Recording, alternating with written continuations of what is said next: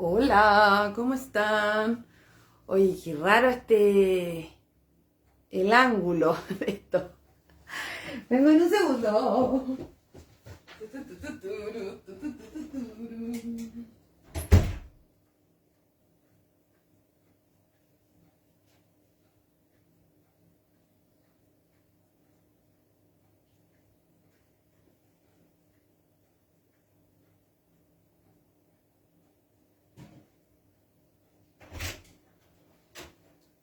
Hola, hola, ¿cómo están? Chun, hola, ¿cómo están?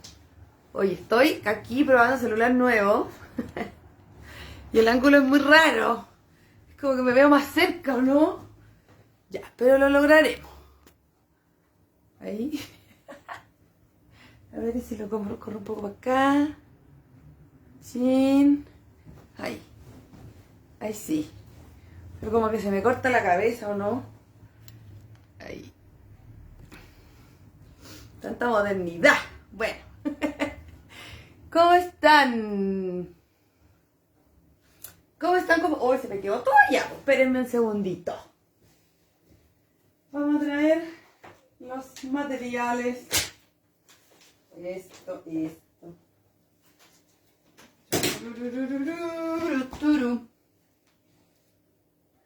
Ya. Ya. Hola Marce, ¿cómo estás? Buenos días. Oye, estoy aquí yo probando esta cosa rara del celular nuevo. Tengo un celular nuevo y encuentro que el ángulo es como que me veo muy cerca, porque la cámara es como mejor. Pero bueno, aquí estaremos. Ya, ¿cómo están? Buenas tardes.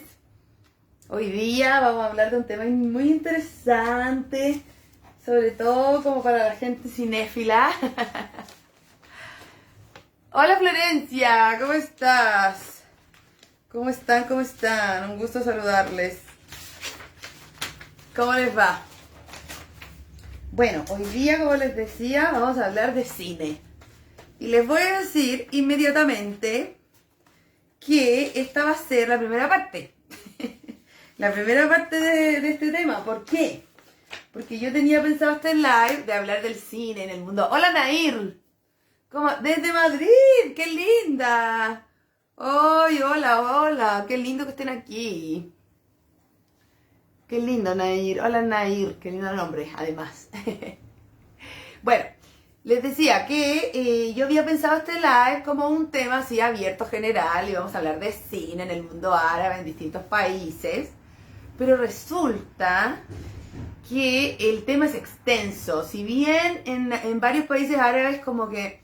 Hola Dani, hola Vero, hola a todas, hola Sandy, ¿cómo bien? Bien aquí, bien, y tú probando celular nuevo, entonces me siento como que estoy súper lejos porque la cámara es como mejor, entonces me siento lejos. Ya, pero espero que me escuchen bien.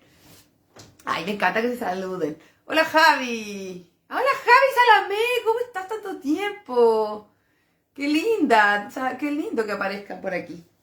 Bueno, entonces, como les decía, yo pensé en hablar del cine, que es un tema que a mí me gusta mucho el cine, creo que el cine refleja mucho la realidad de los países, muestra también como las verdades, ¿no? Como que muestra qué tipo de censura hay, qué se refleja, qué no. Generalmente hay un cine independiente también que funciona así como por una esquina, como al lado paralelo. Hola Jimbe, hola Connie, hola a todas. La Patti también la vi por ahí pasar. Entonces yo dije, vamos a hablar de cine porque es importante, refleja mucho la realidad de los países específicamente, pero resulta, chiquillos, que el tema es bien extenso. Entonces, ¿qué vamos a hacer? Decidí una cosa. Hoy vamos a hablar del cine del mundo árabe, del Medio Oriente, de países como Siria, el Líbano, Palestina, ¿sí? Marruecos, Argelia, Túnez, esos. Y la próxima, no, mentira, no, la próxima semana hay otro tema. En el primer live de noviembre va a ser sobre el cine egipcio. Porque eso es un mundo en sí mismo. Ah, la Sandy también está probando. También está probando el celu nuevo. En la Office, ay, qué lindas. Voy a hacer una encuesta. Me han contado me ha dado tanto amor, así como tanta ternura, y me emociona tanto que me cuentan dónde ven los live, no solamente en vivo, porque mucha gente lo ve después. Me han contado que lo han visto cuando maneja, por ejemplo, algunas viven en ciudades que son como alejadas de lugares donde tienen que ir a comprar, no sé, entonces cuando manejan por la carretera lo ven. Por ejemplo, la Giselle Catán, que vive en Pichilemu, me contaba que cuando viajaba los veía ahí, o sea, lo escuchaba mientras iba como en el auto. Lo escuchaba nomás. Y otras me cuentan que las ven regando las plantitas, trabajando en su jardín como la Bonchi, que no sé si habrá llegado. Otras mientras cocinan, eso es mucho. Y obviamente algunas también mientras trabajan. Así que me encantó hacer una especie de podcast que les acompañe. De eso se trata también, como que puedan disfrutarlo, aprender, compartir, como desde el lugar donde estén cuando puedan. De eso se trata. Por eso este espacio seguirá, ¿cierto? Porque si bien está todo un poco más desconfinado, hay varios que están trabajando presencialmente y está más difícil estar hasta ahora. Yo sé que muchas lo ven después, recibo comentarios muy bonitos, así que me sigue motivando mucho este espacio. Así que aprovecho también de darles las gracias por seguir aquí, a esta altura de la vida, de la pandemia, de la situación online. Bueno, entonces, ya di el aviso importante. Aquí trabajando y cocinando en la casa, dice la Connie, ¿viste? Qué linda. Bueno, entonces ya di el aviso importante que entonces este live, este tema va a estar dividido en dos, porque si no, no nos va a alcanzar. Hoy día vamos a hablar del cine de varios países y el primer live de noviembre va a ser sobre el cine egipcio, porque eso es mucha historia, muchas cosas, muchos personajes, muchos hitos, ¿para qué decir? Las bailarinas, obviamente, como que ni siquiera vamos a nombrar tanto a las bailarinas, porque ya sabemos que las bailarinas salían en la película. Vamos a hablar de otras actrices, actores, productores, de cosas que pasaron en esos tiempos, fenómenos. Vamos a analizar un poquito también como los arquetipos que se generaron en el cine egipcio, etc. ¿Ya? Pero ese es el primer live de noviembre, el primer miércoles de noviembre. Porque la próxima semana toca, vamos a hablar de Irán. Ya, entonces, bueno, entremos en materia. Les pregunto a ustedes presentes, ¿les gusta el cine árabe? ¿Ven cine árabe? ¿Qué han visto? A ver, cuéntenme. Láncense algo. Así se van también como proponiendo opciones para ver. Igual no es tan fácil encontrar estas cosas, ¿eh? No están en Netflix todo. Igual hay un par de cosas en Netflix hoy que son como los países que se han más internacionalizado. Internacionalización que igual es un poco a costa de la temática, ¿eh? Como que igual como que trabajan temáticas que saben que van a ser como de interés en el occidente. La Nati dice, aprovecho de tejer y pegar strass. Porque es el rato que tengo para sentarme, me encanta. Muy bien. Bueno, entonces, si bien hay algunas cosas que se pueden encontrar, hay otras que están bien guardadas. Hay unas joyas que yo les voy a comentar ahí. Les voy a decir algunas después como recomendaciones. Pero cuéntenme ustedes, a ver, ¿qué película árabe se acuerdan que hayan visto, que les haya gustado, que las haya como marcado? Ya sea de ahora, más actual o más antigua. Aunque no sepan de quién es la directora, ni por último una película que suceda en el mundo árabe, o que sea como de una temática como de ese lugar. A ver, cuéntenme. Chin, chin, chin, chin, chin, chin. A ver. Alguna. Piensen que hay un metrónomo. Ah. Hola, buena, Caro. Ya, yo voy a tirar una. Voy a tirar una, sí. A ver si la vieron. No es árabe. O sea, el director no es árabe. Es rumano. Es rumano, vive en Francia, pero tiene como todo un interés de buscar como temas ligados a Oriente, a pueblos ancestrales. Es muy bueno su cine. Que es una película que se llama La Fuente de las Mujeres. La momia, me encanta. Ya no. O sea, claro, sí. Eso en realidad tiene que ver, ¿eh? Porque fíjense que muchas veces las películas árabes se han podido financiar gracias a los estudios que hay en el Medio Oriente. ¿Me entienden? Buda, hace poco encontré en YouTube. Ah, mira, ya, sí. Esa es como más de Oriente que árabe.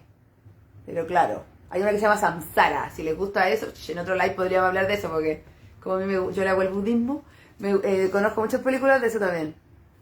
¿Qué más? Oh, esta cuestión todavía sigue mala. Una que me dejó mal. Ah, en Siria, sí. He visto un montón, pero nunca me sé el nombre. Dice la Anota por Nati. Bitácoras. Para eso son, ¿viste? Si yo tampoco me acuerdo de todo, pero... ¡Hola, Farida! Ah, la Sandy contaba esa de Siria, sí, bueno. Bueno, en Netflix podemos ver documentales, como Nacido en Siria, Nacido en Gaza, Tahrir, no, mentira, The Square, Tahrir es el nombre de la plaza, The Square, que significa la plaza, que es sobre la revolución en Egipto, igual pueden encontrar, pero esas películas son documentales o películas sobre el mundo árabe. O, aunque suene broma, La Momia y otras, porque fíjense que hasta Star Wars fue filmada en un país de Oriente. Ya. Eso igual tiene que ver, porque el hecho de que haya estudios cinematográficos en estos lugares permite esa plata, como el hecho de arrendar como ese territorio, ese espacio, permite a la vez que se financien ciertas películas locales. Entonces igual es importante. No es menor. Claro, La Momia es como... como una broma un poco. Está bien, es todo un cine ahí de fantasía, pero no habla del mundo árabe, ¿cierto? Pero tiene que ver con el tema, es importante. Después ahí vamos a hablar de los estudios que hay en un lugar específico. ¡Ah, la Nati! ¡Hola, Natalia! Oh, ya, Nati, nombraste para mí el icono, que para mí es como the best, top 10, top 1, que es Caramel. Ya vamos a hablar de quién es, porque ella tiene otras películas, así que se las voy a recomendar. Es de una mujer, cineasta libanesa. En el Líbano, vamos al tiro a decir, hay varias mujeres cineastas. Por lo tanto, las temáticas son bien interesantes, así que ahí ya les dejo un tip. Una vez hice un listado. ¡Ah, sí! ¿Lo puedo poner? ¿Dónde lo puedo poner? ¿Cómo lo puedo? Café Bagdad. Ah, perfecto. ¿Dónde lo puedo poner? En una historia podría ser. No. ¿Sabéis cómo lo voy a hacer? Voy a hacer una historia destacada en Instagram. ¿Has visto que tengo una historia destacada en Instagram? Que tengo recomendaciones de Netflix, como que son las cosas raras que yo veo. Y que a mucha gente me ha comentado que le ha servido, que le ha gustado. Ya, vamos a hacer, me comprometo aquí, con mi celular nuevo además, que ahora anda así. ¡Vuela! Vamos a hacer una historia destacada en Instagram. Voy a hacer, así me siguen también, las que todavía no me siguen. @danza y raíz. Voy a hacer una historia destacada en Instagram con mis recomendaciones de películas del mundo árabe de distintos momentos. Y así ponemos el afichito y todo. ¿Le gusta la idea? Me encanta, como no tengo nada que hacer. No, pero estas cosas me motivan. Aparte, si uno se organiza, no colapsa. Ya. Empezamos, chiquilla, entonces, a contar estas historias. Voy a decir cosas generales primero. Obviamente, el desarrollo del cine en los países del Medio Oriente ha sido difícil. Sí, me encanta, desde la cara. Bien, qué bueno, ya, muy bien. De aquí al fin de semana lo voy a hacer, la historia destacada, para que ahí el fin de semana tengan opciones. Igual se pueden encontrar, no es tan fácil, pero yo las tengo en DVD, qué tierna. Se me cayó. Oye, me estresa que estos aros como que se ven por el lado que no se tienen que ver. A este sí. ¿Por qué? Qué pesado. Qué yo, perdón. Porque, mira, pues esto debería verse el adorno para adelante, pues, ¿viste? Pero como que se ve para el otro lado. Ya bueno, se los muestro para que vean qué bonito es. Pero no me lo van a ver. Ya. Claro, si uno no organiza, no cola. Voy a hacer una clase abierta de planificación, porque mucha gente me la ha pedido. Me han dicho, ¿cómo haces tantas cosas? Y yo he hablado de las bitácoras, de mi bullet journal, de mi planificación, y muchas me han preguntado, ¿cómo es? Entonces en noviembre, fines de noviembre, o por ahí principio de diciembre, entrando el nuevo año, voy a hacer un taller a la gorra, de una clase por Zoom a la gorra de planificación, para contarles mis tips, muy humildes, que yo creo que sirven. Sí, por favor, te la firme, ¿sí? Ya, así que ahí les voy contando eso. Bueno, entonces, como les decía, el desarrollo del cine ha sido complicado en el Medio Oriente. ¿Por qué? Porque muchos de estos países, el Líbano, como lo que vamos a hablar, el Líbano, Siria, Argelia, Marruecos, Túnez, han experimentado, han vivido guerras civiles, invasiones, problemas, conflictos bélicos de distintos tipos, inestabilidad política. Y obviamente, cuando pasa eso, lo primero que baja es la actividad cultural y los fondos como que obviamente se congelan y la actividad cesa. Lo que sucede generalmente en esos momentos es que los directores, directoras, productores, etcétera, actores y actrices incluso, se van a otros países. Entonces podemos ver muchas actrices como del Líbano que actúan, por ejemplo, bueno, en Egipto actuaron todas, porque Egipto tuvo una tremenda época de oro, sabemos, por eso vamos a hablar del cine egipcio aparte, porque es todo un mundo. Pero muchas libanesas estuvieron en el cine egipcio, pero hoy también sucede, cuando hay momentos de inestabilidad política en estos lugares, los productores, directores, actrices, actores se van a actuar y a trabajar a otras producciones o trabajan para otros países. Por ejemplo, pasó con el Líbano que varios directores del Líbano trabajaron en impulsar la industria cinematográfica en otros países en donde el cine empezó después, como en Irak, por ejemplo, o en Jordania, incluso en el Golfo, que fíjense, el Golfo es un tema complicado. ¿Por qué no lo incluí? Primero porque es muy nuevo, segundo porque no se sabe tanto, es muy hermético, es muy local, hay muchas películas como un poco escapistas, les llamo yo, como de alienación del pueblo, como muy cómicas, que no dicen nada, no hablan de ningún tema social. Entonces para mí es un cine comercial que no refleja la identidad. Y no hay mucho más. Y lo que hay más, yo no lo conozco tanto. Entonces no incluí el Golfo por eso. Además, en el Golfo la censura es, imagínense, grande. Entonces hay muchas películas que no ven la luz, que no logran estrenarse. Y el circuito también es muy pequeño, muy reducido. Entonces no es el tema del cine en el Golfo. Encuentro que es más complicado todavía. Hay alguna par de cosas circulando en Netflix también y en Amazon. En Amazon hay varias, como de Kuwait, de Qatar, de Arabia Saudita, de Yemen, de Omán. Pero son producciones independientes de directores autoexiliados que viven en Europa. Entonces, y con, por supuesto, fondos extranjeros. Así que igual ahí hay algo por investigar más, porque me parece que no es suficiente lo que yo sé. Y además es un contexto muy hermético. Así que esa es mi justificación para haber dejado el Golfo afuera, ¿sí? No es que no haya, es que es complejo, ¿sí? Y hay cosas que no me interesan, porque son películas que lo que hacen es caricaturizar a su propia identidad. Y yo no estoy de acuerdo con eso. Entonces, claro, eso es parte es como el cine comercial. Pero más que eso no conozco tanto. Entonces, lamentablemente no les puedo contar mucho de eso. Porque además la información es muy hermética. ¿Ya? Ya, entonces, partimos con el Líbano. El Líbano es un lugar donde el cine tuvo un desarrollo importante. Fíjense que hubo un momento, de hecho, que el Líbano estuvo ahí compitiendo con Egipto. Beirut principalmente estuvo compitiendo con el Cairo en cuanto a la producción cinematográfica. Sobre todo por un episodio histórico, algo que pasó en Egipto. Entonces ahí como que el Líbano entró a la pelea.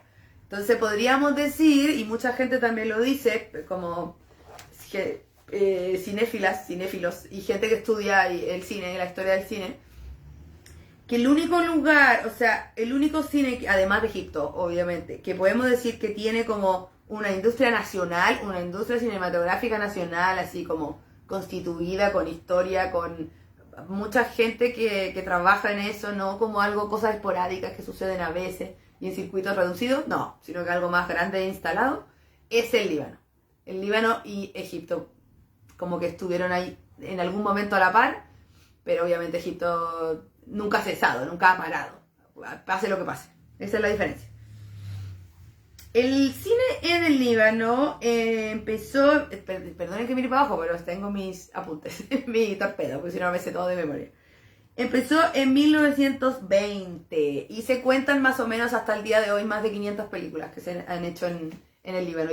Hay varios libros que recuperan la historia del cine en el Líbano. Es algo que como que importa en ese país. Entonces en 1920 parte como todo como el fenómeno, el interés, los primeros atisbos, todavía no productoras ni nada. Entre 1923 y 1929 explota el número de salas de cine. Hay muchas salas de cine en el Líbano, Imagínense, 1923. A veces uno ve como los países del mundo árabe que son atrasados. Y al final tienen cosas mucho antes que nosotros, que en países de Latinoamérica incluso. Así que, ojo. Bueno, entre 1923 y 1929 hubo todo un boom como de salas de cine, donde no necesariamente se mostraban producciones nacionales porque estaban incipientes, sino que había producciones de otros lugares también. Ya vamos a hablar quiénes eran esos. En 1930... también el cine era muy importante, los cines, bueno, en muchos lugares, aquí también. Pero en muchos países del Medio Oriente los cines fueron importantes porque eran lugares donde se hacían reuniones políticas. De los partidos como perseguidos, entre comillas. Y entonces eran espacios como de cultura, no solamente para ir a ver cine, sino que para otras cosas también. No puedo dejar de mencionar el Centro de Arte Alameda, que fue víctima de ataques violentos. Yo estuve ahí y vi a Carabineros de Chile tirar lacrimógenas al techo. Lo vi. Bueno, me hago cargo de mis dichos. Bueno, el centro, en ese tiempo, desde ese tiempo ya, en algunos lugares del Medio Oriente, las salas de cine eran una especie como eso, de centro cultural, que no solamente había cine, sino que había otras manifestaciones artísticas, culturales. Eso también en Egipto es muy importante, porque el cine era parte como de la bohemia, que coincidía y estaba como, la gente iba al cine y después iba al café de al lado, donde había música, donde bailaban las awalim, la kawasi y los salat de ese tiempo, de fines del siglo XIX, que fueron la antesala para el Casino Badia. Entonces el cine es un lugar así como muy importante de gente bohemia, anticipada, moderna, y además como también ligado a esto de la política, en que como que es gente progresista, digamos. El cine era de gente progresista en estos tiempos. Entonces, entre 1923 y 1929 se llenó de salas de cine en el Líbano. Y en 1931, esto es muy chistoso, porque en 1931, ¿cómo será lo famoso que era el cine? Que hay una marcha como de estudiantes para que el cine fuera más barato. En 1931, imagínense. Wow. Para que vean. ¿Sí?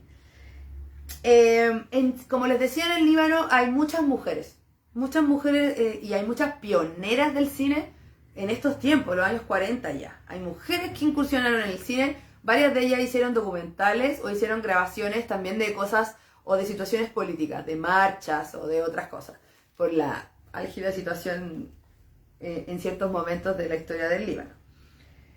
Hay, por ejemplo, no se preocupen con los nombres, porque hay nombres de mucha gente con nombres árabes complicados, pero bueno. Por ejemplo, está Mani Daeni, una mujer pionera del cine. Ya, hay algo interesante en el Líbano que fue la primera vez porque ustedes saben que el árabe, el idioma árabe, es diverso. O sea, hay un árabe que es como el árabe que le llaman clásico, el árabe que es el árabe del Corán, que es como el árabe de Jordania, más o por ahí. Pero hay árabes dialectales, que en realidad la palabra dialecto, me lo dice una alumna que es lingüista, es muy peyorativa. Son idiomas igual.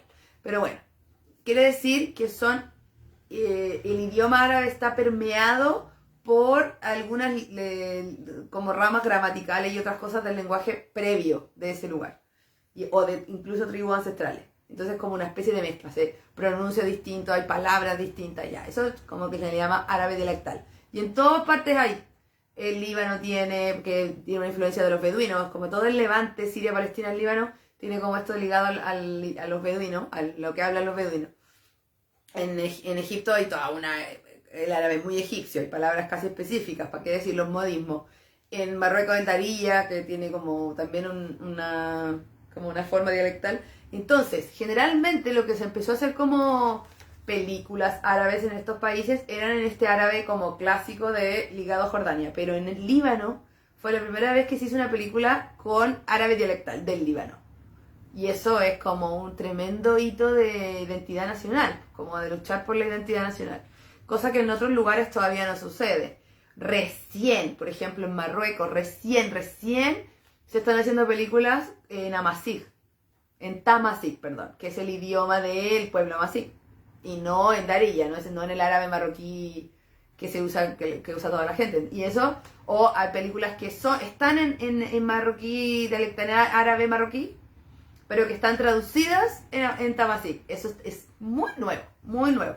En el Líbano, eso pasó a mediados del siglo XX.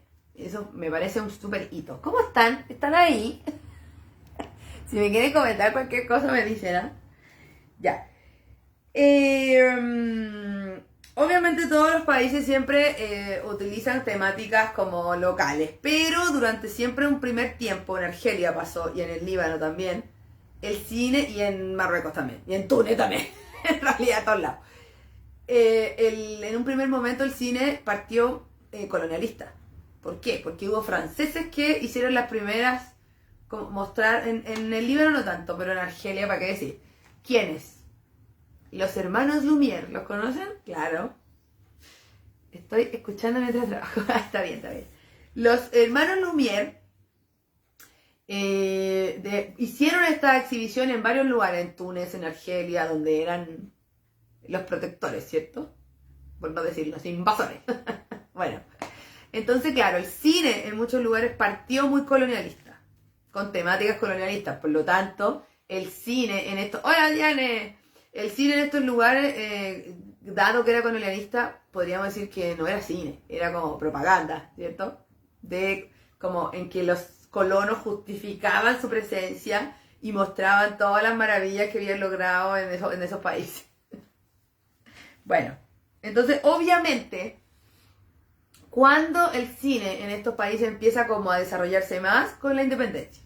Siempre con la independencia de los países en el Medio Oriente, independencia de estos protectorados, el cine como que se impulsa y se crean como instancias de desarrollo para la producción local, ¿cierto? Claro. A pesar de que los fondos igual son extranjeros, ¿ah? Sí. Es muy difícil que no lo sea así. Bueno, en Chile igual. Corfo, no sé.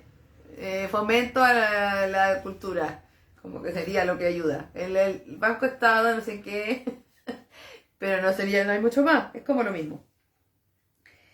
Ya, entonces, lo que empieza a suceder es que después de la independencia entonces se empezaron a usar temáticas locales y pasa algo en 1952 que se crean los primeros estudios de cine en el Líbano, muy equipados, muy modernos, casi más que en Egipto diríamos, ¿ah?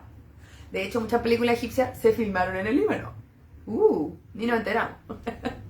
Porque tenían mejor iluminación, mejor infraestructura, eran más modernos, técnicamente. Entonces, en 1952 se crearon los estudios que se llaman Harun y otros que se llamaban Al-Ars, que es como el inicio como de esta producción más local que les decía. Durante la primera mitad del siglo XX, el cine en el Líbano estuvo muy vinculado a las mismas temáticas, ideas, estéticas, temas de las películas que el cine egipcio. ¿Por qué? Porque el Líbano quería competir con Egipto. De hecho, fíjense que varias películas varias películas libanesas usaron árabe egipcio. Fíjense, ¿por qué? Porque querían competir en ese mercado también. O sea, las películas libanesas querían entrar en el mercado egipcio. Y también internacionalizarse, porque el cine egipcio fue tan famoso desde hace tanto tiempo y tan internacional en el mundo árabe, no tan fuera todavía al principio. Fue tan famoso al principio que la gente, de hecho a mí me pasó, que en Marruecos yo sabía palabras como del árabe egipcio y la gente me entendía, sobre todo la gente mayor, y era por las películas. Entonces, como que se estableció esta idea como de que el árabe egipcio era una especie como de árabe internacional por las películas. Entonces el Líbano le copió un poco a ese Egipto para competir ahí en ese mercado. Entonces hay algunas películas que se dice que son egipcias. ¿Por qué? Porque el director es la producción es egipcia, pero en realidad el director es libanés, se filmó en el Líbano. ¿Me entiendes? Hay como confusiones ahí. En 1958, fíjense, 1958, hace harto tiempo, se selecciona una película libanesa para el Festival de Cannes. Así que imagínense qué incipiente, qué interesante, qué incipiente. Se llamaba Ila Ain, de George Nasser. George Nasser es un director muy famoso, importante en el Líbano, por estas razones también. Y que desarrolló un cine ahí bien propio, bien interesante. Bueno, pasa como les decía, había muchas salas de cine y a mediados de los 60 hay más, se abren más todavía. Y pasa algo en la década de los 60 que determina un hito, un cambio y un momento muy exitoso del cine libanés. ¿Por qué? Porque en 1963 el presidente egipcio Nasser, decide nacionalizar la industria del cine. Así nomás. Imagínense todo lo que había pasado en la época de oro. Estamos hablando de 1963. Por eso se dice que la época de oro del cine, no de la música, la danza, no de todo, pero del cine, en este momento, en 1963, como que decae. Por esta razón. Porque imagínense todo lo que pasaba antes, todas las productoras, todos los cantantes famosos tuvieron productoras. Abdel Halim Hafiz, de Farida Latrach, tenían productoras, chiquititas, pero hacían cosas igual. Había un montón de películas al año, montones. Vamos a hablar de eso el primer miércoles de noviembre, porque vamos a hablar solamente del cine egipcio. Y entonces, en ese momento, ¿qué pasa? Todos los productores, directores, distribuidores, todos los que estaban ligados a la industria del cine en Egipto, que eran privados, deciden empezar a invertir, trabajar, filmar, producir en el Líbano. Entonces el Líbano chupa arriba. se explota ahí en cuanto a la producción cinematográfica por esta razón. Porque muchos egipcios ligados al cine se fueron al Líbano. Entonces, en ese momento, podríamos decir a mediados de los 60 hasta los 70, el Líbano fue más importante en la producción cinematográfica que Egipto por esta razón. Porque obviamente con la nacionalización decae la producción en Egipto. Así que muy interesante. Hay una cosa interesante que pasaba, que claro, las películas, había muchas que tenían como temas sobre la identidad nacional, había algunas que eran sobre la guerra después, sobre la guerra, sobre la colonización, etc. Pero hay una excepción, que son los musicales de los musicales de unos hermanos, que son los hermanos Rabani. Y esos musicales estaban protagonizados en su mayoría por Fairuz. La conocen a Fairuz, ¿no? Cantante libanesa, wow. Ya, y esos musicales mostraban como otras cosas que no se mostraban en otras películas del Líbano, como el campo, la gente del campo, problemas sociales, temas de las mujeres, luchas sociales, películas también como, no como tan livianas, así como, porque, claro, todo era muy, o documentales o películas como de la historia del Líbano, o muy comerciales y superficiales, el amor, y no sé, como casi teleserie. Pero en este caso, claro, a veces hay historias de amor, pero que tienen que ver también con la identidad, que hablan como de la familia, de la sociedad. Entonces es muy bonito, muy interesante lo que pasa ahí. ¿Sí? Otras excepciones son las del caballero que habíamos nombrado, de George Nasser y Youssef Malouf, que hacen un cine como ligado a la literatura. Por ejemplo, hacen películas sobre libros de Khalil Gibran, por ejemplo. Alguna que otra ahí como con temática sufi. Bien interesante. Así que también es como una excepción. Todo esto estaba pasando al mismo tiempo. En 1965 pasa algo importante, que en el mismo momento que les digo que estaba todo este boom del cine libanés, porque muchos egipcios se habían ido, producto de la nacionalización del cine egipcio. Y lo que pasa es que la UNESCO establece el Centro de Enlace del Cine Árabe, que es una especie como de entidad que conecta a todos los productores y directores del mundo árabe. Como el cine árabe se aglutina ahí, en esa organización que tiene sede en Beirut, en el Líbano. Y eso es por lo mismo, porque Beirut y el Líbano la llevaba en eso. Eso mismo hace que en 1971 se haga el primer Festival Internacional de Cine del Mundo Árabe en 1971. Se hace ahí en Beirut también. Así que como ven, mucha actividad, mucha movida con el cine libanés. Yo les invito a verlo. Nadia Gamal, por ejemplo, en esos tiempos que les digo, de a mediados de los 60, Nadia Gamal era muy importante, junto con otras actrices que no bailaban, pero Nadia Gamal es como parte del... Podríamos decir que el cine, la época de oro del cine en el Líbano entonces es a mediados de los 60. O sea, después, 20 años después de la época de oro del cine en Egipto. Y tiene que ver con Egipto igual, con lo que contábamos, ¿cierto? Bueno, de ahí en adelante pasan distintas cosas. Como que las temáticas empiezan a diversificarse, se empieza a hablar de temas nuevos, a veces controversiales. Empieza a ver también ya esta cosa del cine más comercial, los documentales, muchos documentales, mujeres haciendo cine, y ahí surge, chararán, chan, chan, una de mis máximas ídolas, que es Nadine Labaki. Nadine Labaki, maravillosa, corazón para Nadine Labaki, que es la productora, directora y protagonista de Caramel. Caramel además, bueno, Nadine Labaki es una mujer que estuvo como en una especie de reality que se hizo de directores de cine, y ella ganó y hizo algunos videoclips para cantantes.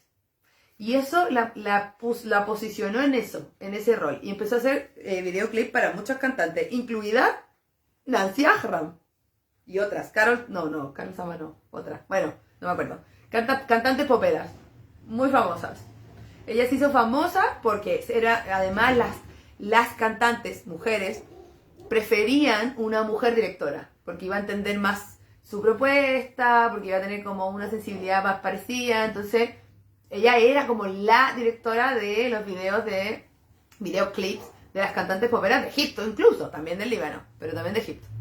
Y otra cosa que hizo como muy famosa a Nadine y que le permitió juntar platita para hacer estos proyectos personales, cinematográficos, fue que hizo comerciales para Coca-Cola en el Líbano y en otros países árabes. Y eso fue, wow, una mujer, más encima, en ese lugar que fuera escogida. Imagínense los otros, estaban picados los otros directores.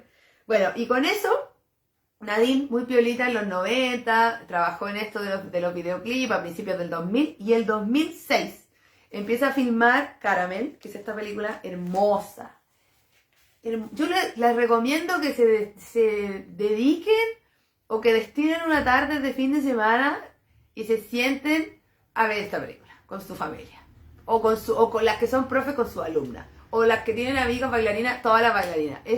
Yo siento que es un momento para deleitarse con esta historia que fue muy controversial, muy osada, porque mostraba la realidad de las mujeres y la diversidad de las mujeres en el Líbano. Se llama Caramel porque en el Medio Oriente y en el Líbano hay una tradición en que las mujeres se depilan con una pasta que es como un caramelo, pero no, o sea, queda como la apariencia de un caramelo, pero tiene más cosas, tiene limón también. Entonces, azúcar tiene y otras cosas.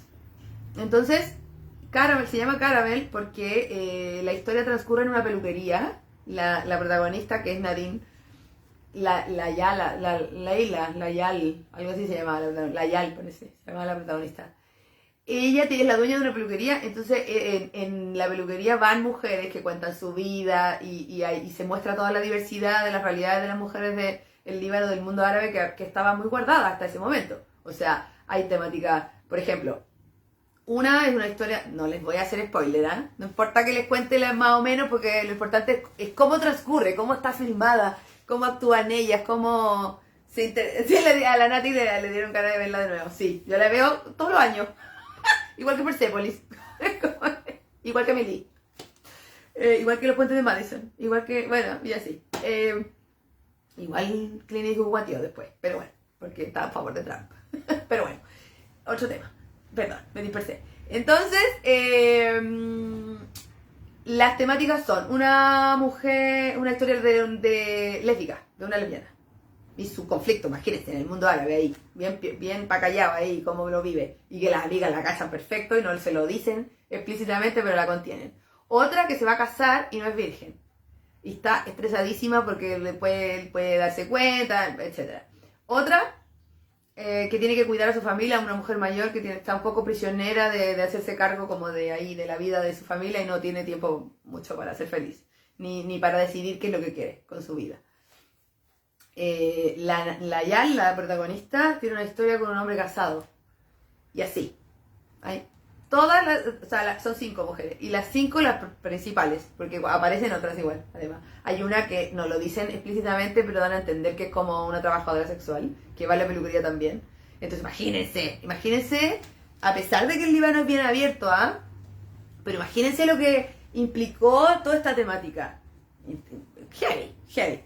Entonces es tan hermosa como... Y la música... yo la música la he usado para bailar. Es hermosa. Más encima hay una historia súper bonita porque Nadine, la directora, protagonista, productora, se casó con el que hizo la música a raíz un poco de la película. Y muy romántico, todo muy bonito, hermoso. La música linda, son muy lindas las imágenes, pura sororidad.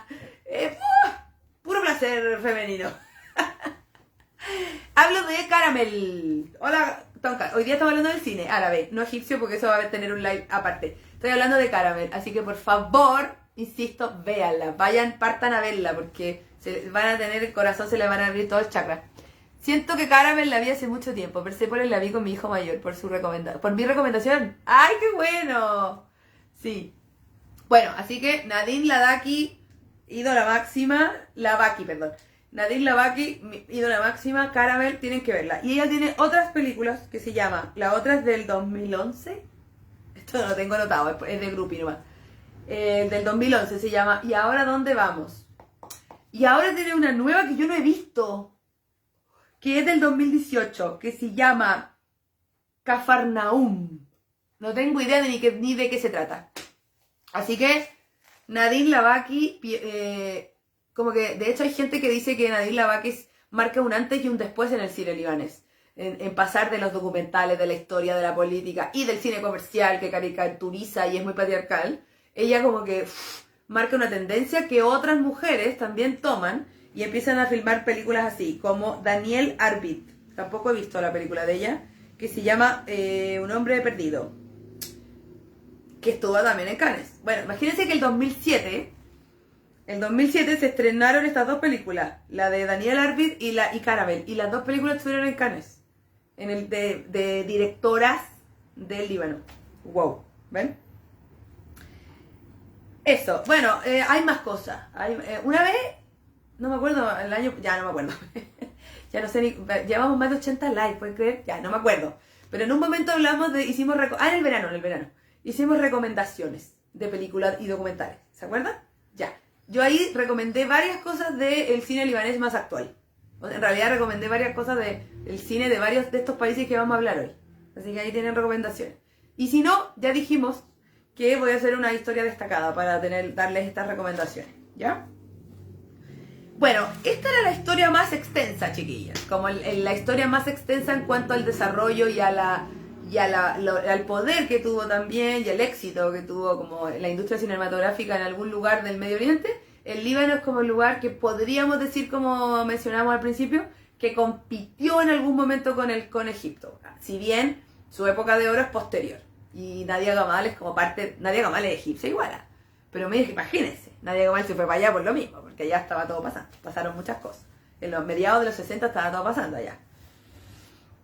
Entonces, esta es la historia como de un cine del Medio Oriente más extensa, pero hay otras, o sea, hay otros lugares en que hay mucho cine también, pero les podría decir que en esos otros lugares la producción cinematográfica nunca se logró internacionalizar porque tampoco se logró establecer. Había estudios, pero que se acababan, se cerraban, no se sostenían, la gente tampoco iba tanto al cine. ¿Por qué? Aquí hay un tema de contexto cultural ligado a la religión y a la sociedad, a la manera de vivir en sociedad.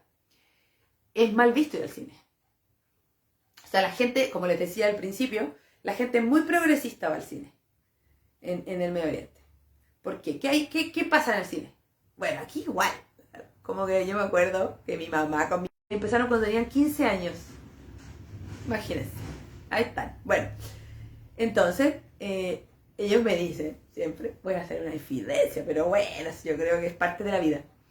Que claro, si teníais 16, 17, 18, que erais menor de edad, porque ese tiempo erais mayor de edad a los 21, y queríais darte unos besitos, así, que no fuera en la plaza, porque igual era mal visto, ¿a dónde te ibais? Al cine. Imagínense en el Medio Oriente, un lugar oscuro. Entonces es mal visto. La gente más conservadora y más radical en su visión del Islam no permite que eso pase. No. No, el cine es haram, casi.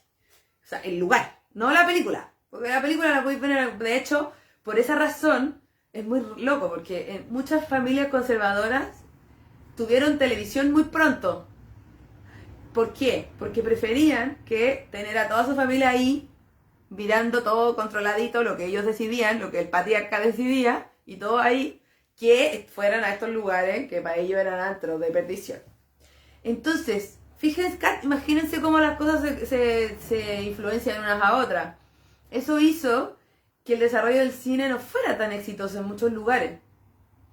Porque la producción cinematográfica no se sostenía ni se financiaba con las entradas, digamos.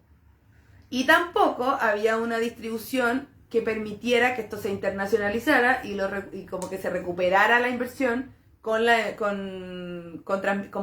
exponerla o mostrarla en otros países. ¿Me entienden? Oscuro juntito. Mezcla. Claro, po. Sí, po. Yo me acuerdo, de hecho, como... O sea, yo no lo hice porque, no sé. Mis papás, yo creo que como pasaron por eso, como que había una cosa más... Una libertad. Pero igual yo me acuerdo que con un pololo me di un primer beso en el Normandí. ¡Ah, qué romántico! Por ejemplo, viendo Transpotting, caché, súper poco romántico. El cine para mí es muy importante. El Normandí y el biógrafo han sido parte de mi vida.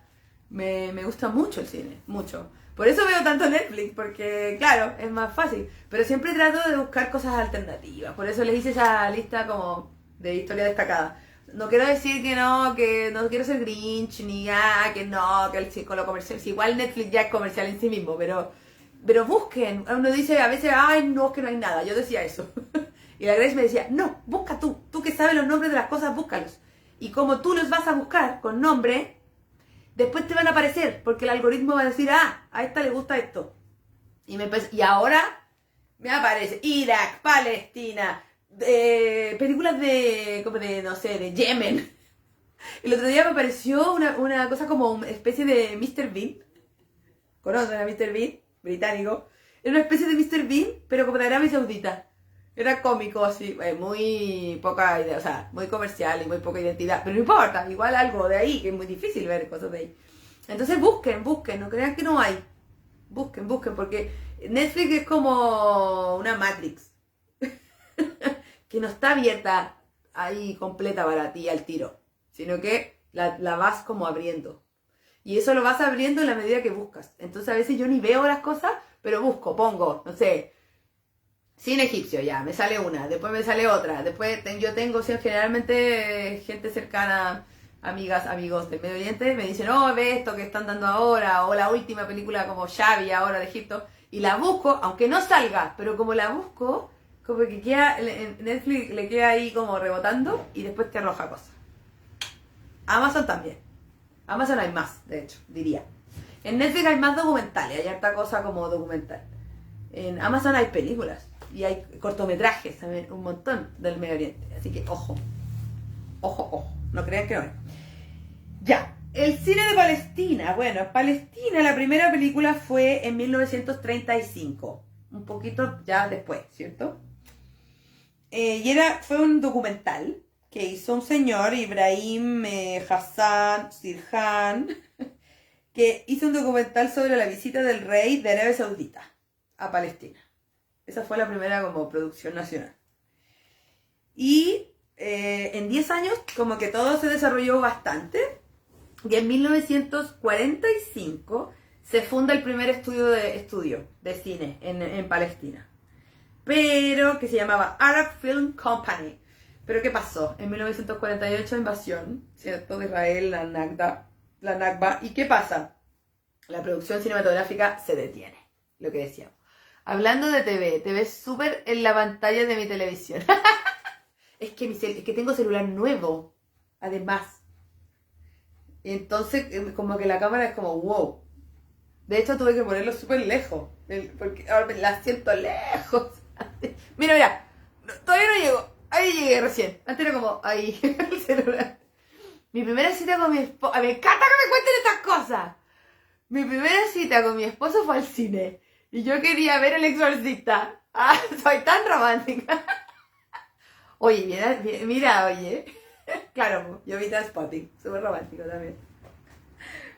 Bueno, seguimos con Palestina. El 48 entonces, Israel invade Palestina. Y obviamente se detiene la producción como por 20 años. Más o menos. Como hasta los fines de los 60. Y en el 60 empieza a ver como a retomarse un poco a través de gente que se había ido y que volvió con recursos y con formación en cine y con equipos. Entonces en 1967 se empiezan a hacer principalmente documentales ligados también a lo que estaba pasando en Palestina. Y en 1973, fíjense, se hace el primer festival de cine de Palestina, como para recuperar la historia, porque los archivos pasa en Siria también, los archivos cinematográficos de los países invadidos o en situaciones bélicas complejas, siempre corren peligro, Afganistán también, ¿para qué decir? En Afganistán lo rompieron todo, ya los quemaron. En otros lados, como aquí, los tienen escondidos, están escondidos. Así que hay como una especie como de lucha por recuperar, de gente que tiene alguna copia, y en esos festivales se estrenan esas cosas, como ese tipo de películas o documentales que en algún momento se estrenaron antes del 48. Hay una película que yo vi que es bien bonita, se llama Crónica de la Desaparición. Que fue una película muy internacionalizada de Palestina, y es del 96. Y se estrenó en Estados Unidos, de hecho. Hoy en día la situación del cine en Palestina está complicada porque en la Franja de Gaza hay un Ministerio de Cultura de Hamas, hablamos de Hamas la semana pasada, ¿ven? Todo se va ligando. Y Hamas tiene que aprobar, hay una especie como de equipo de censura. Mire, les voy a leer algo. Actualmente en la Franja de Gaza todos los proyectos cinematográficos deben ser aprobados por el Ministerio de Cultura de Hamas antes de poder ser exhibidos en público. Cineastas independientes han afirmado que el Ministerio de Cultura reprime los contenidos que no se ajustan a los edictos de Hamas. Por ejemplo, el 2010, Hamas prohibió el cortometraje Something Sweet, dirigido por Jalil Al-Musayyen, que tuvo relevancia internacional y que fue exhibido en el Festival de Cannes. Y lo prohibió porque se exhibía una escena de 4 segundos en que una mujer sale con el cabello al aire, sin velo. Me gusta una serie que se llama... Hola, Pame, Fauda. Cuéntanos de qué se trata, no la conozco. Cuéntanos, qué buen dato. La agregamos ahí a las historias destacadas.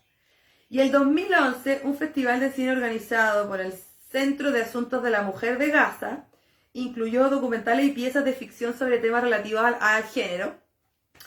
Pero el Ministerio de Cultura censuró muchas escenas y estaban cortadas así como con tijeras. En una película se tuvo que eliminar una escena en la que la mujer descubrió uno de sus hombros. Y en otra película se eliminó una escena en que se mostraba un hombre que juraba. Que eso es contra el Islam. Se trata de un equipo de lucha contra... Ahí nos cuenta la Pame. ¿De qué se trata la serie? Así que, wow. Claro, este es otro tema, pues chiquillas. Cuando hay islamismo que está en el poder, el cine del medio... Y que por lo tanto tiene un espacio de censura... eso implica que las producciones pasan por ese sedazo y muchas veces ni siquiera se exhiben, o las cortan, o las prohíben, o etc. Entonces ese es también un tema que existe ligado al cine del Medio Oriente. ¿Sí? Ya. Después, tenemos el cine en Siria. El cine en Siria existe también desde principios del siglo XX. La primera película ya más oficial es de 1928, que se llamaba El sospechoso inocente.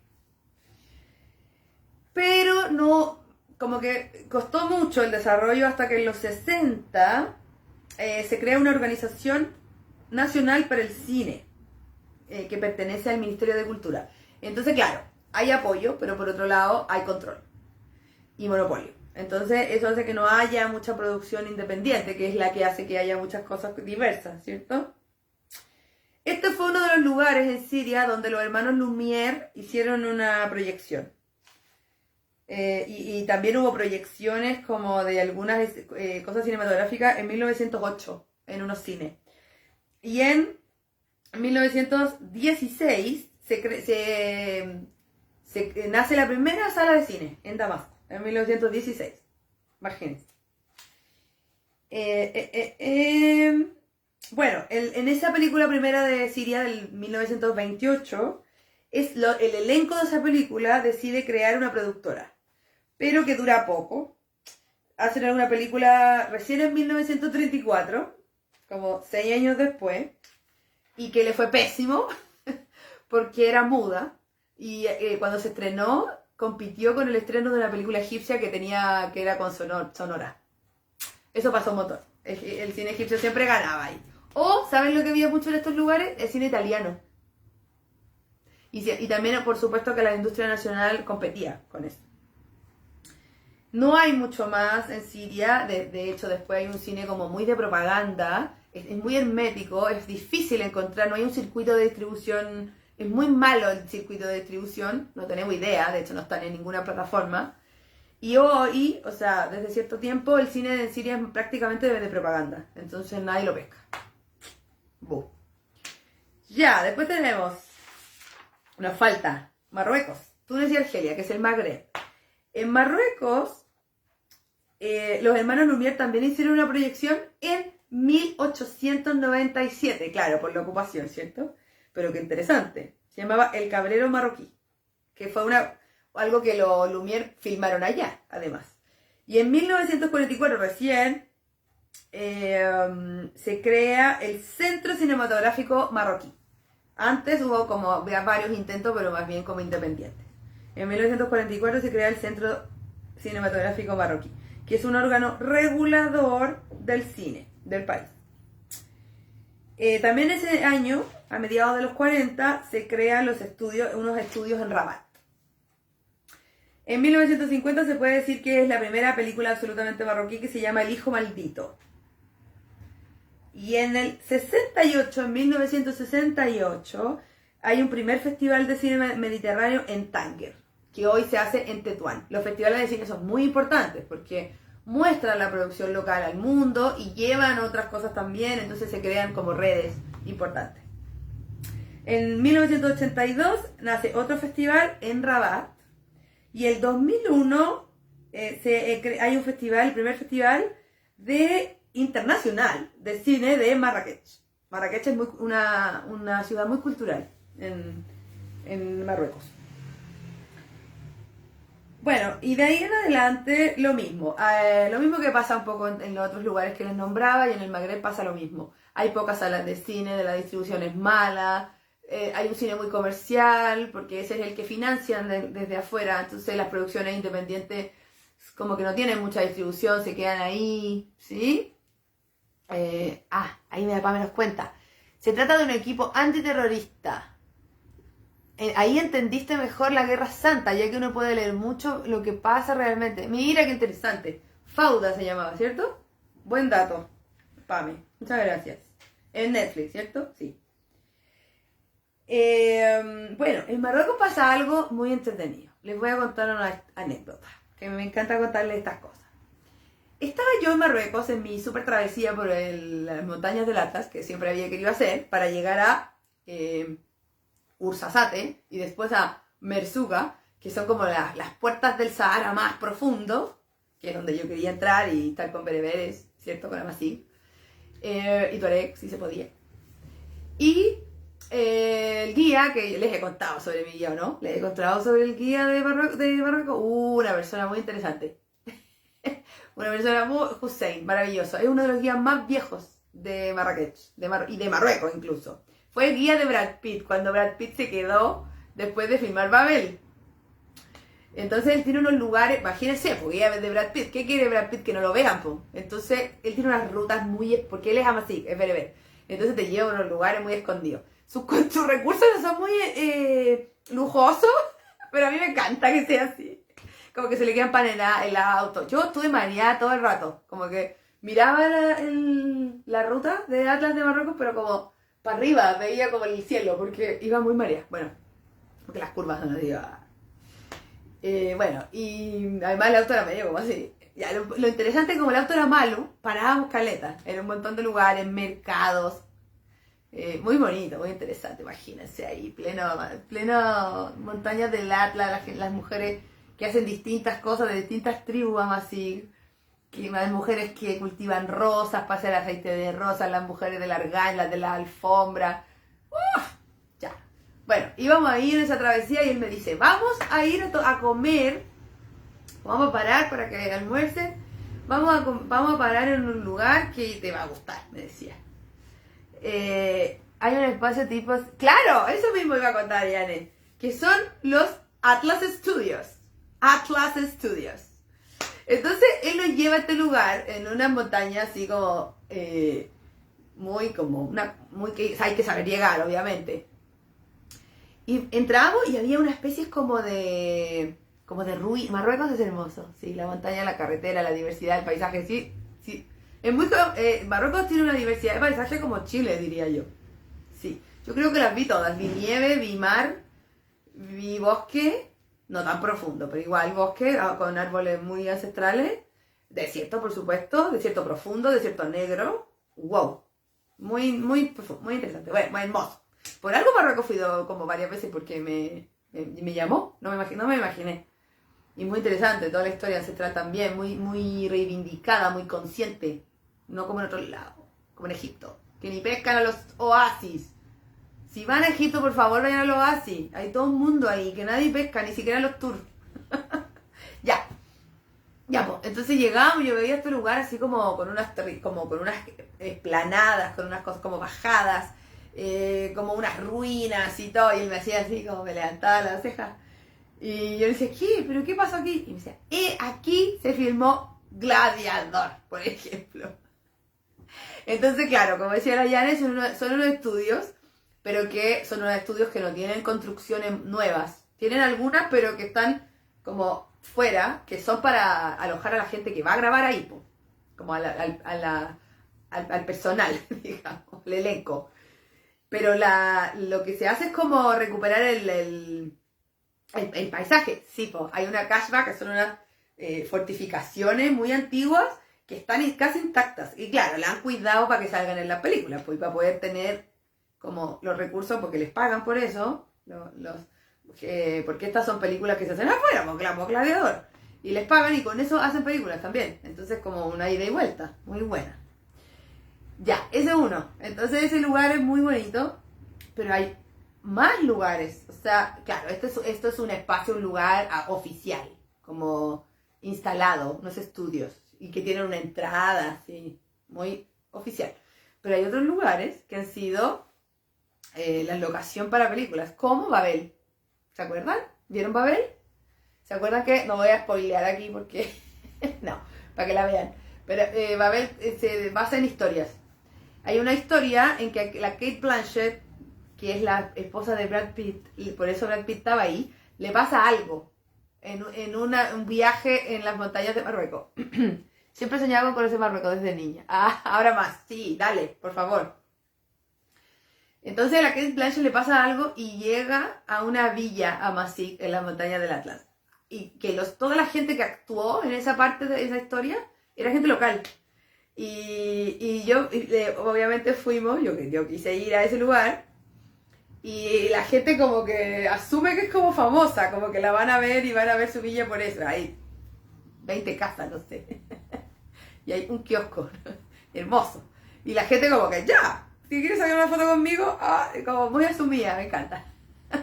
Bueno, en Marruecos también se filmó El cielo protector. ¿La vieron? Muy bonita. Se los recomiendo también. El cielo, que no es árabe, pero tiene una cosa. El cielo protector.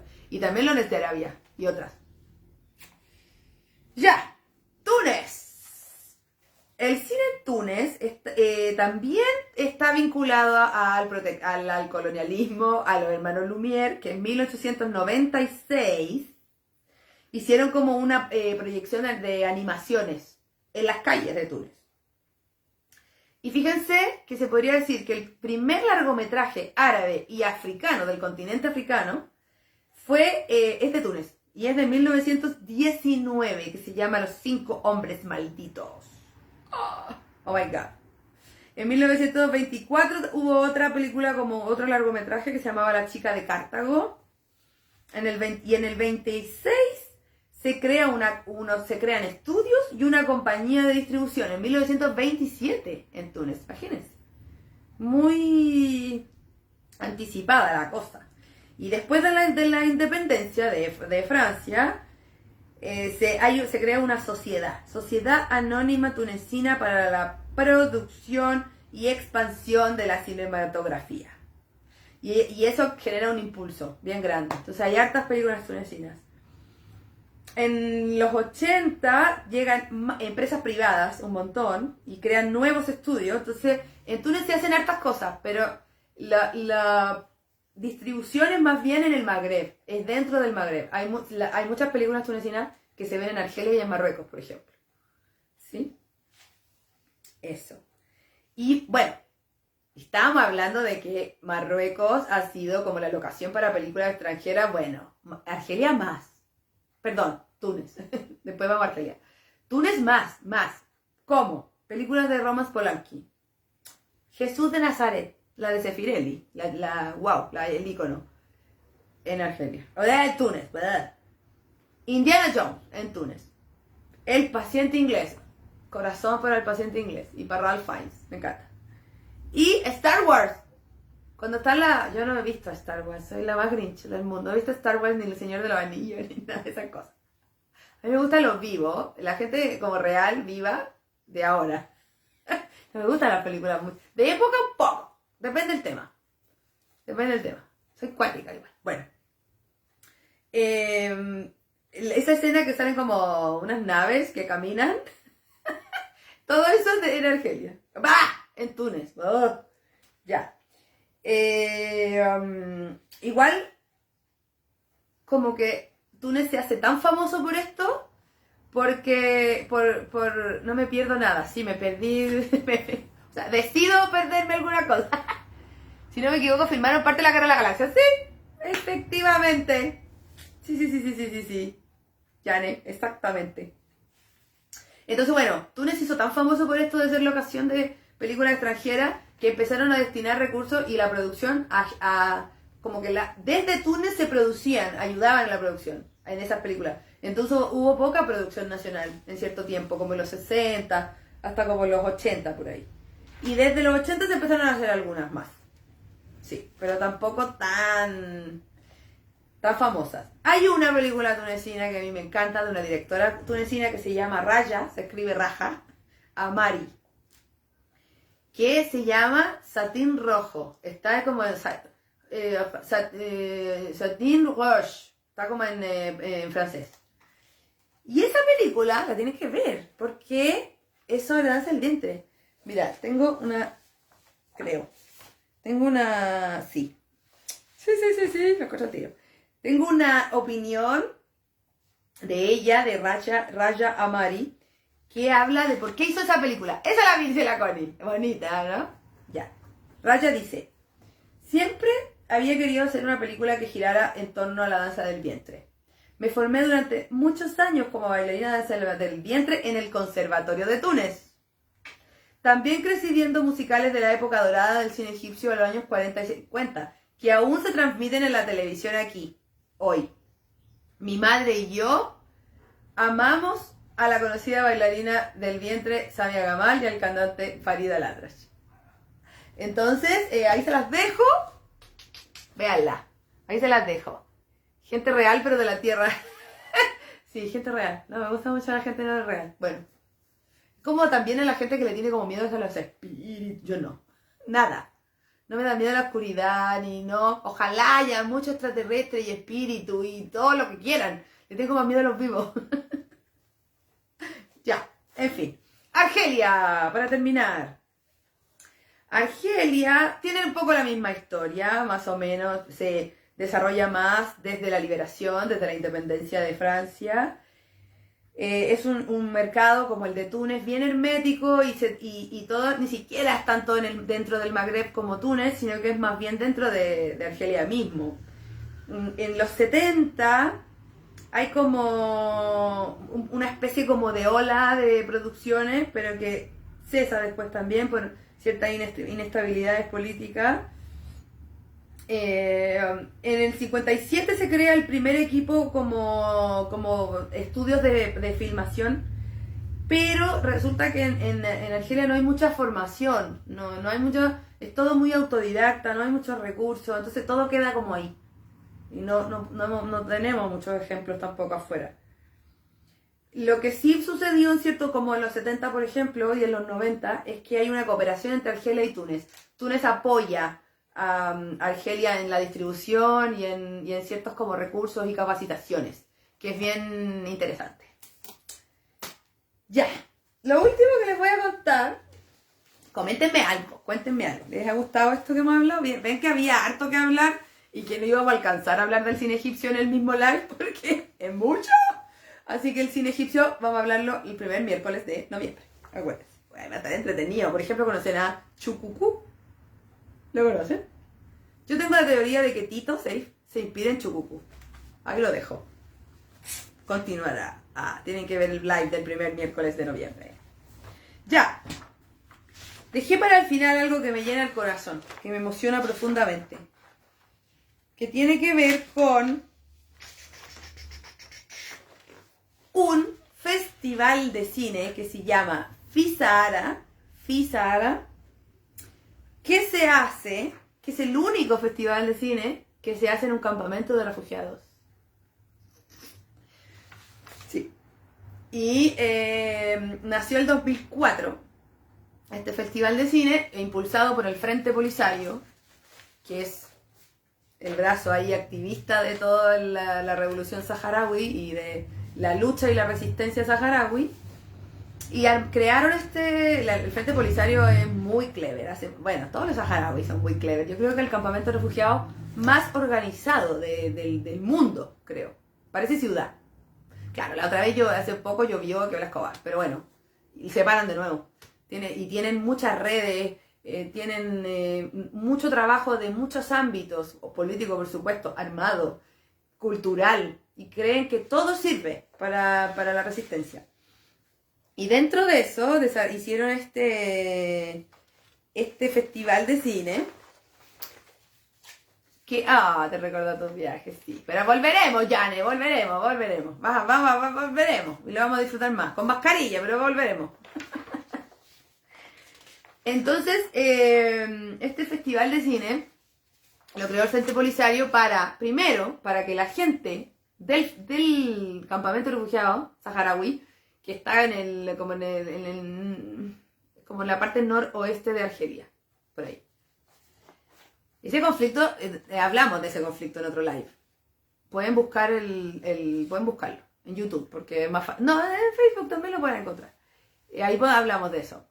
Creo que lo vamos a hablar de nuevo, porque me quedaron dudas y creo que hay más que hablar de eso. Es una historia muy hermosa. Bueno, dentro de toda esa historia de resistencia, de lucha de este pueblo, está este festival de cine. Imagínense, que nació en 2004, como les decía. Tiene mucho apoyo de España. El pueblo saharaui, su territorio, que fue invadido porque fue reclamado por Marruecos,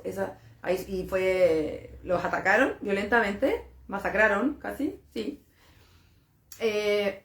Ese territorio era de bajo protectorado español durante mucho tiempo. Entonces los españoles los españoles como que abandonaron ese territorio Y una vez que lo abandonaron, Marruecos reclamó y ahí se creó todo este conflicto, entonces los españoles tienen una cierta como, yo siento culpa. Sí, bueno. Entonces, este festival está muy apoyado por España, pero el primer director, o sea, el director del festival era un peruano, pero no sé, un director de cine peruano, pero no sé ahora. No sé ahora, no sé qué estará pasando. En los campamentos de refugiados viven 35.000 personas, en estos campamentos de refugiados. Y en 2004 entonces se creó este festival, ¿para qué? Para que la gente de los campamentos, mucha gente, muchos jóvenes, han nacido ahí. Nunca han visto algo fuera, viven ahí, han vivido ahí en un lugar muy árido. Que en la noche te puedes morir de frío, en el día te puedes morir de calor, no se puede cultivar. Yo no sé realmente cómo sobreviven, lo admiro profundamente. Bueno, entonces el objetivo era que la gente saharaui viera, se abriera al mundo y que la gente de afuera, sobre todo españoles, como directo así, la Maribel Verdú, así como Javier Bardem, gente famosa ha ido para allá, po. Y lo entretenido es que estos actores, directores famosos van a este festival y no hay hotel, ¿por dónde se van a quedar en el campamento saharaui? Cada uno se queda en la casa de un refugiado. Porque los refugiados no tienen idea quién es Javier Bardem. Entonces, ellos tienen tele, sí, pero llegan algunas cosas nomás. Entonces y generalmente cine no. Entonces, cada uno se queda en la casa de un refugiado y comparten, conviven y todos salen ahí, como hay un documental sobre esto, muy bonito, salen todos los actores y las actrices famosas que están acostumbrados como a los festivales con alfombra roja y ahí tienen que estar comiendo en el suelo, ahí llenos de tierra, como sin ninguna alfombra roja ni nada y la gente como viendo las películas ahí en tiendas poco para el calor y en la noche súper abrigados, como todos juntos, sin sillas especiales ni nada. Y lo más bonito es que quien gana, si gana un largometraje o quien gane, generalmente son españolas, muchas, entonces siempre gana una española, una producción española, porque el Sahara no tienen cómo hacer cine. Hay algunos que se han ido a París y han hecho algunas cosas, y se muestran. Pero generalmente la competencia es como de cosas españolas y la que gana, la producción que gana, su trofeo es una camella blanca. De verdad. Una camella blanca. Porque es un símbolo de paz y de prosperidad y de fertilidad. Entonces, lo que sucede es que quien gana, el director, le regala ese premio, la camella blanca, a la familia donde se quedó. De la casa donde se quedó. Y se llevan de recuerdo como una cosita, como una camellita de arcilla que hace la misma gente allá. Hermoso. Ojalá hubiera más cosas así en el mundo, ¿no? A veces ni nos enteramos que existen estas cosas. Bueno, así que bueno, les quería contar, en realidad esto no es un cine, no voy a hablar del cine saharaui porque no existe, pero hay muchas producciones sobre el conflicto saharaui y se exhiben en este lugar. Y otras cosas, Caramel se exhibió también, por ejemplo, imagínense, los saharaui viendo. De hecho hay no me acuerdo qué película era, pero era una película del Medio Oriente en que había una escena como que se daban un beso. Y había como gente más conservadora del campamento saharaui que se paró y se puso adelante. Y como que no, decían hay que parar esto. Claro, se entiende igual. Cruces culturales. Pero ahí el Frente Policial, los dirigentes, los organizadores como que iban a explicar que entonces trataba de la diversidad cultural y no sé qué. Así que me parece que era una instancia, algo muy bonito para contar. Un ejemplo de cruces culturales, de reconocimiento y de que también la resistencia y la lucha no pasa solamente por lo armado y por lo político, sino que también por la cultura. Creo que ahí hay algo que también puede ser muy poderoso para cambiar mentes y para ampliar y para visibilizar el conflicto. Eso ha sido. Espero que les haya gustado lo que hablamos hoy. Entonces, Caramel, por favor, y ahora donde vamos también. Y por favor, véanla, porque se van a emocionar. Caramel, aparte de la música, insisto, es hermosa. Hermosa. También Satín Rojo, también se las dejé como de propuesta. Y voy a hacer esta historia destacada en Instagram, síganme, @danza_y_raíz, para darles recomendaciones de películas árabes, ¿cierto? Sí. Bueno, al principio hablamos de La Fuente de las Mujeres. La Fuente de las Mujeres no es de un marroquí, ni de un árabe. Es de... Se llama Radu, tiene un nombre muy complicado, porque es rumano. Es rumano, pero radicado en Francia. Radu Mihailianu. Mihailianu. Él es un director de cine que yo creo que tienen que echarle un ojo, junto con Tony Gatliff. Este no, tampoco es árabe, él habla de los gitanos, pero también échale un ojo. El Radu también tiene el concierto, que es muy bonito también. ¿Sí? Encantada. Ah, qué linda. Sí, es virtual, pero igual estamos aquí compartiendo, lo encuentro entretenido. Yo ya estoy como que me siento con ustedes. Aunque hoy día, como el celular está más lejos, me siento como... pero me acostumbraré. Bueno, espero que hayan abierto también su mirada, su mente a este tema. Yo creo que todas las aristas de la cultura, de la realidad como política, social, cultural de los países árabes nos permiten entenderlo más para seguir amándolos y para poder tomar decisiones también artísticas, ¿no? Para decir, voy a bailar esto, esta danza, voy a bailar esto que es de allá, entendiendo quiénes son estas personas, ¿cierto? Película no árabe animada, pero de Afganistán. El pan de la guerra. Ah, sí. ¿Breadwinner? No, hay una de Breadwinner que habla de la niñita que se viste de hombre, ¿esa? Yo me la sabía en inglés, no sé si es la misma, pero era animada, sí. Sí, esa la nombramos cuando hablamos de Afganistán, también. Sí. Bueno, en Netflix hay cosas. Breadwinner, Breadwinner, sí. Hay otra que se llama Sitara, que habla de matrimonio arreglado también. De matrimonio arreglado infantil. Con ese Sitara. Y hay otras. Esas te las tengo como recomendación en la historia destacada de Netflix. Como historias destacadas de recomendaciones de Netflix en Instagram. Eso, en mi Instagram. Hay varias de estas. Varias. Por ejemplo, hay una Muerte en Shiraz, o Amanecer en Shiraz, o no me acuerdo si es Muerte o Amanecer. En Shiraz, que sale Salma Hayek y el actor del pianista, que me encanta. Y ahí, hay varias recomendaciones ahí de películas árabes. Bueno, en Netflix también hay películas egipcias. Solo pongo esta cara. Y voy a explicar por qué puse esta cara el primer miércoles de noviembre cuando hablemos del cine egipcio y su evolución. Porque el cine egipcio actual tiene ciertas características que a veces uno queda como, ¿what? Es un poco burdo, ¿no? Y como parece un cine muy antiguo y con pocos recursos. En muchas de esas películas salen bailarinas. Por ejemplo, hay una típica que es como la más vista en Netflix egipcia, que se llama The Republic of Imbaba. Imbaba es un lugar muy marginal en Egipto, en el Cairo. Entonces es como Xavi, sale la Camelia, bailarina. Siempre salen las Sahar Samara, siempre bailan, siempre hacen como escenas de la boda que baila la bailarina ahí, como ya. Pero eso lo vamos a hablar el primer miércoles de noviembre. La próxima semana, el próximo miércoles, vamos a hablar de Irán, de Persia, antes Persia. Vamos a hablar de toda su magia. Tiene mucha magia, una magia cultural, histórica. Tiene un sello muy personal. Irán es muy Irán.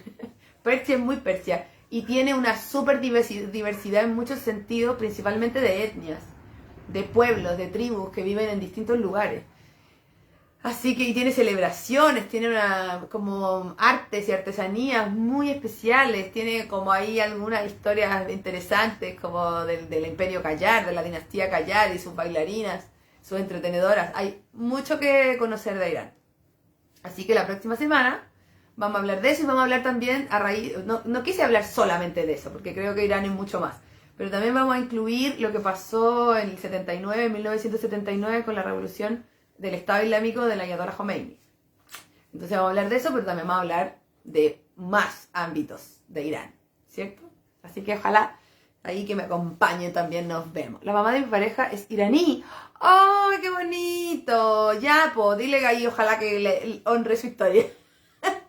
Me encanta Irán. Irán era mi destino pre-pandemia. Sí, no sé si ese va a ser mi destino próximo, pero lo tengo ahí, en carpeta. Ay, nos vemos la otra semana, qué linda. Muchas gracias por estar aquí. Nos vemos entonces. Próxima semana, Irán Y primer miércoles de noviembre, cine egipcio. Besitos, un abrazo, que estén muy bien. Chao, chao.